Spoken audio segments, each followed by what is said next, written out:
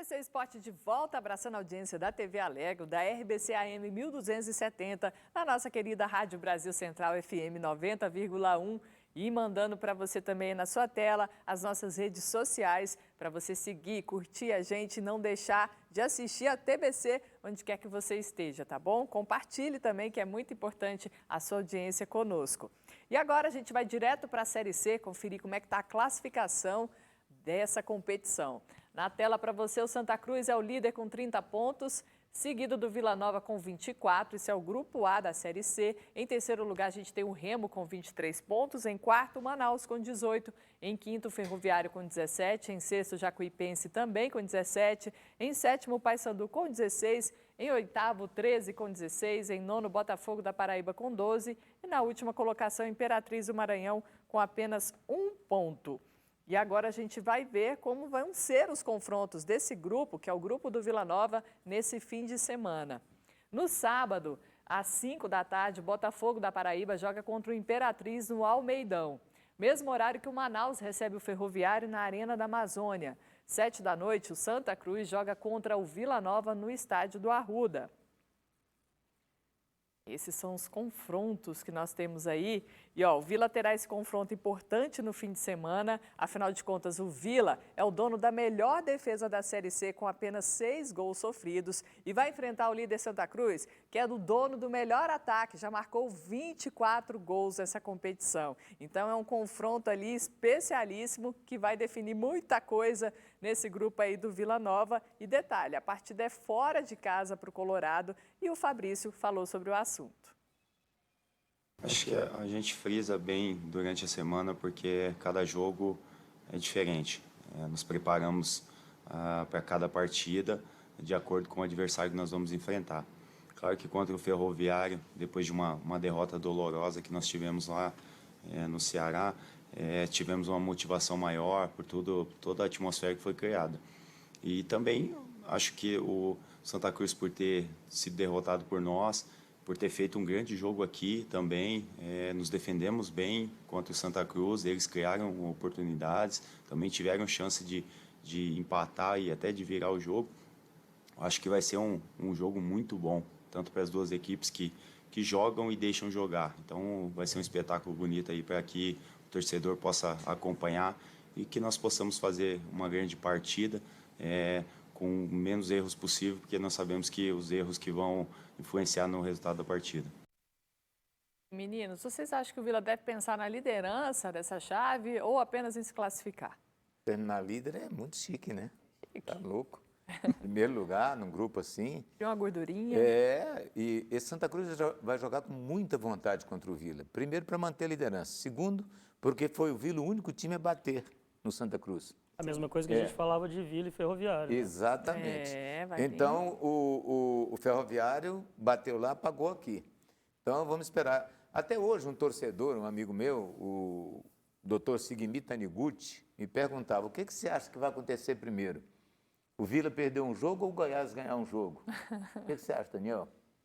Olha, eu acho que está mais fácil o Vila Nova perder um jogo, viu? Porque se tratando desse time aí, do Santa Cruz, o líder do seu grupo, eu acho que talvez seja, não só pelos números, mas pela qualidade, o jogo mais difícil que o Vila Nova vai enfrentar, apesar de já ter vencido o Santa Cruz.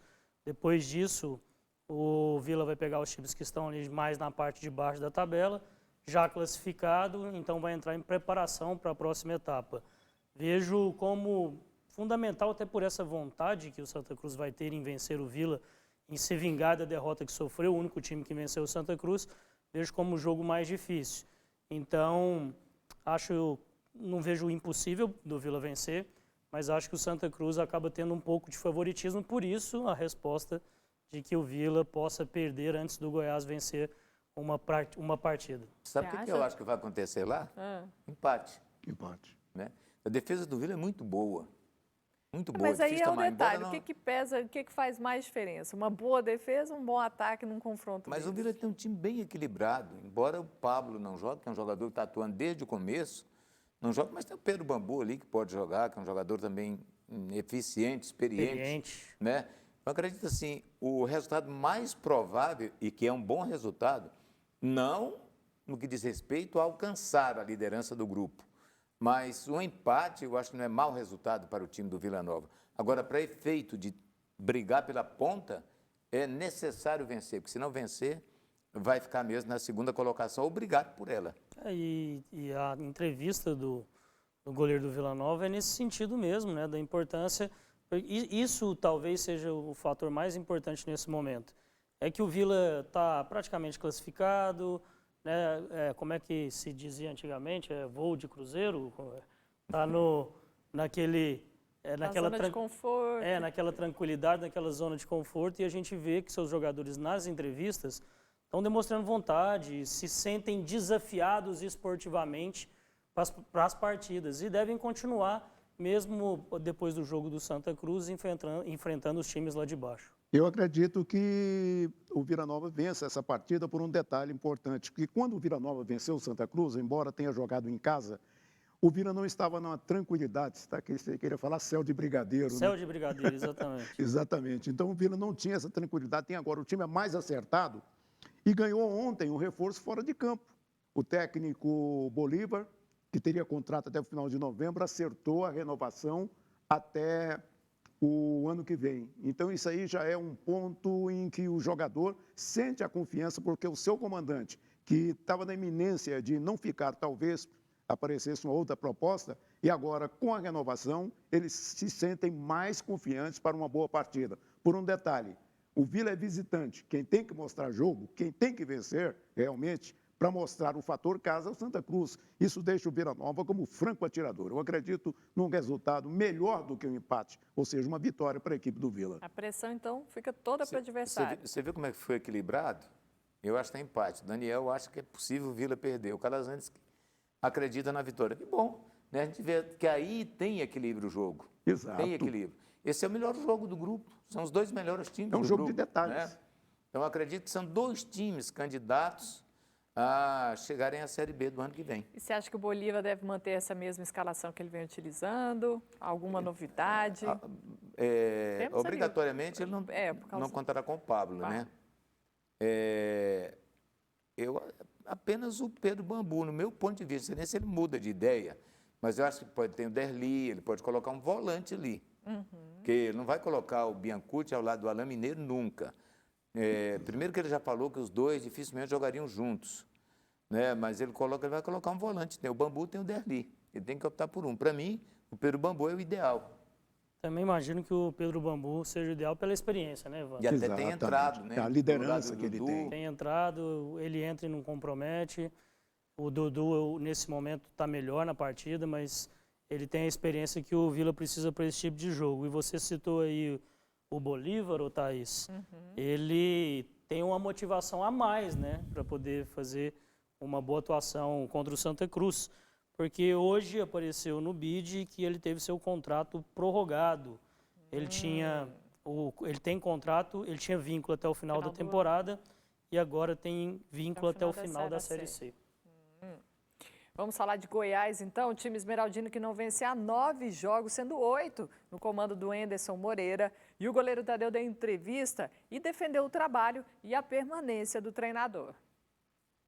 Não só o desempenho dele, de todo mundo, né? Do grupo todo, do time, é um desempenho abaixo. Acho injusto colocar somente esses maus resultados na conta dele. Acho que todo mundo tem que assumir essa responsabilidade, essa bronca. E não vejo como um fator que vá melhorar uma saída agora. Acredito que a comissão técnica, o Enderson, os integrantes da comissão têm feito um bom trabalho. Como eu disse, o resultado não vem e aí parece que está tudo errado, mas nós sabemos que não está. E como eu disse, a gente precisa vencer um jogo para ter aquela confiança de novo e para continuar jogando bem. E aí sim, com a vitória, vai mostrar que o trabalho que eles estão desempenhando é muito bom, mas a gente precisa vencer, a gente precisa dar uma vitória para eles também ter esse respaldo aí para continuar fazendo o que tem feito, mas enquanto a gente não vence, eu acho que todo mundo tem uma dúvida no trabalho e de todo mundo, né? E o Tadeu Calazans, queria saber de você, o que você achou da fala dele? Você acha que existe algum culpado nesse momento do Goiás? Está meio difícil de achar um culpado na equipe do Goiás, porque todo o time não tem correspondido. E eu não estou entendendo uma coisa, sinceramente, no Goiás. Ontem, ou hoje, não sei, perdeu mais um jogador, o Edilson, lateral direito, vai para o Avaí, de Santa Catarina. E não tem como o técnico trabalhar. Primeiro, o Goiás, no primeiro jogo contra o São Paulo, que foi adiado já com as equipes em campo, com os jogadores com Covid. 10. Isso tem acontecido sempre. E o Goiás não está conseguindo manter alguns jogadores que vieram como reforços, 2, 3, 5 partidas, não consegue.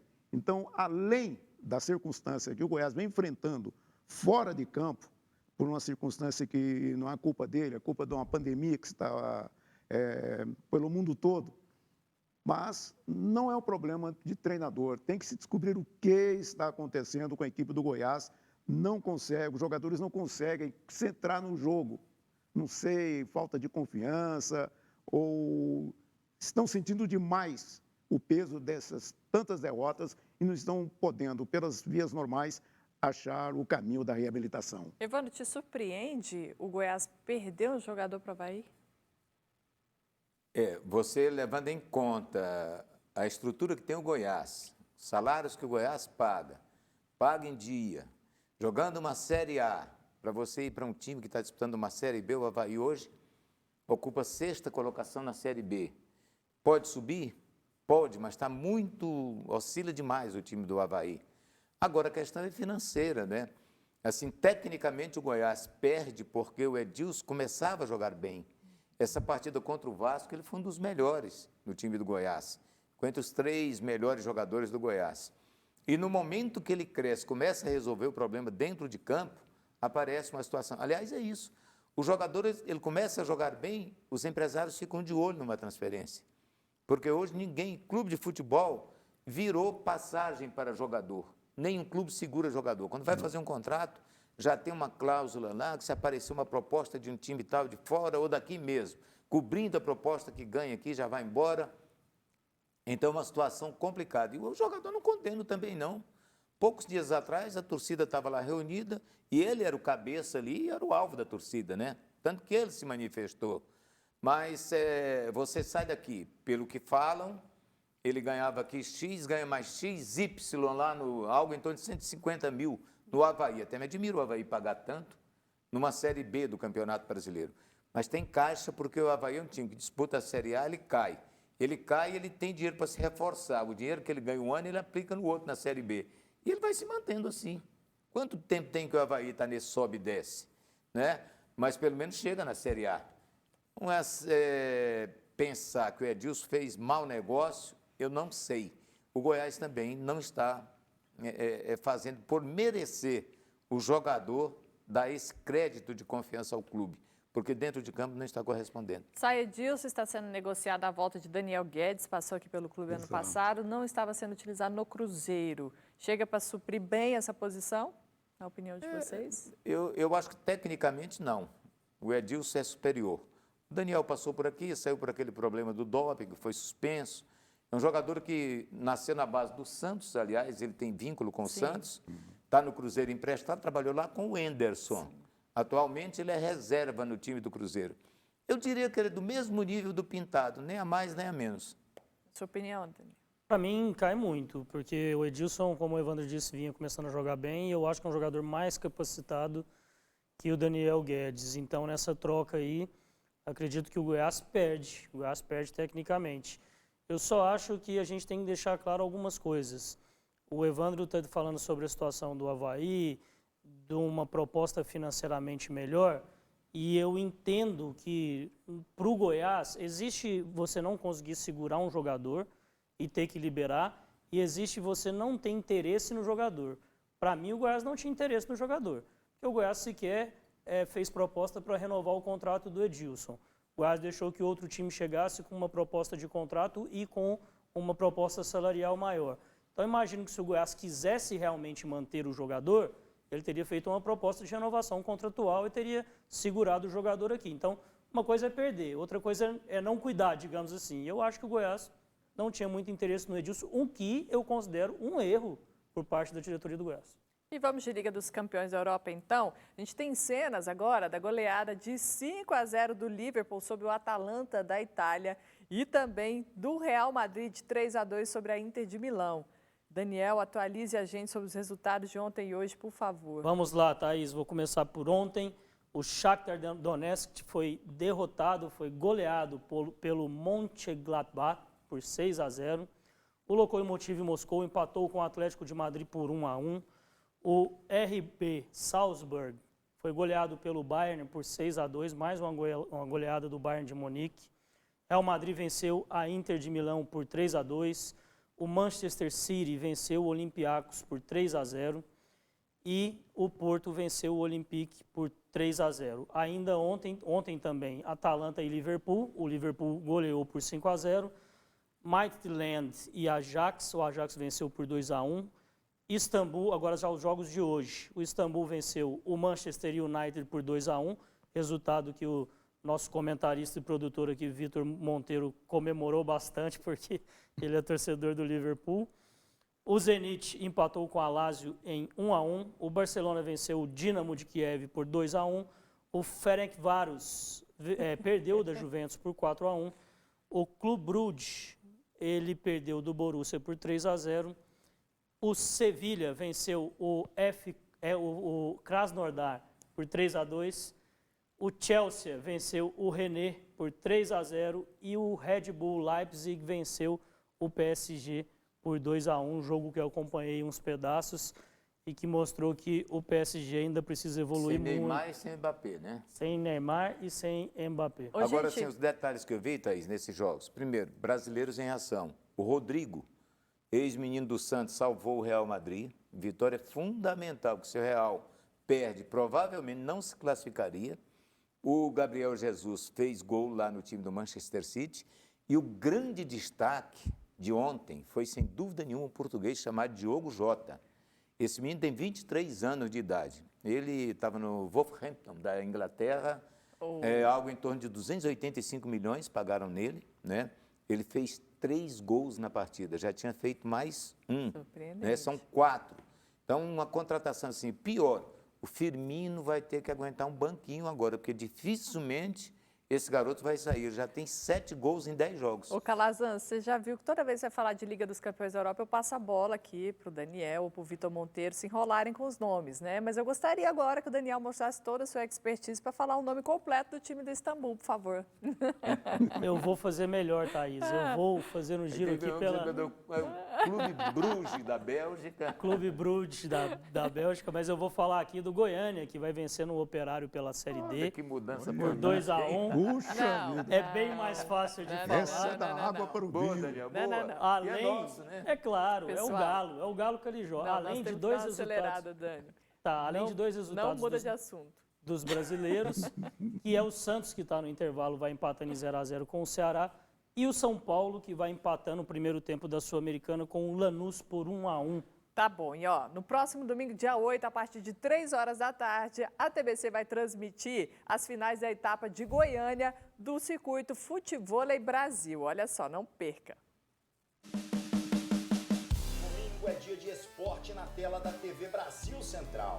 A modalidade que mais cresce no país será destaque com as finais do circuito Futevôlei Brasil. Na sua 4ª temporada, um dos principais campeonatos do mundo chega em Goiânia, com a participação de vários nomes conhecidos: Danilo, Alex Dias, Dinelson, ex-jogadores de futebol e o ator Eric Johnson. Além, é claro, dos melhores atletas do mundo na modalidade. Promessa de fortes emoções, jogadas incríveis e um verdadeiro show nas areias. Não perca, no domingo, dia 8, a partir das 3 horas da tarde, tem futevôlei aqui na TV Brasil Central. Agora a gente vai para um rápido intervalo e volta já.